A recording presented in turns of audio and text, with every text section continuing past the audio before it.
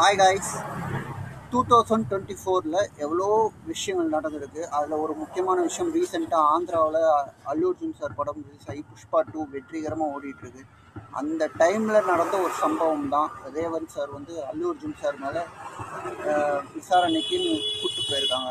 So நான் ஒன்று கேட்குறேன், இந்த இஷ்யூஸை பற்றி நான் பேசலை. இது நடவடிக்கை எடுத்து தப்பா சரியானலாம் நான் பேசலை. அல்லு அர்ஜுனும் நான் சப்போர்ட்டே பண்ணல.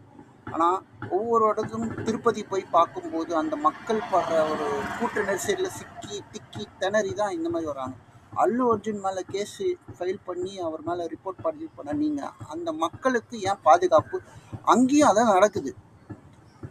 ஒரு 16 மணி நேரம் மண்டபத்தில் போட்டு அடைக்கிறீங்க, அதுக்கப்புறம் வெளில கூப்பிட்டு வந்து ரொம்ப சித்திரவதை பண்ணுறீங்க. ஒரு சாமியை பார்க்க வர மக்கள் ரொம்ப இல்லோல் படுத்திட்டு இருக்காங்க. ஸோ அதுக்கு ஏன் ஆக்ஷன் எடுக்கலாம் ஆந்திரா முதலமைச்சர்? ஸோ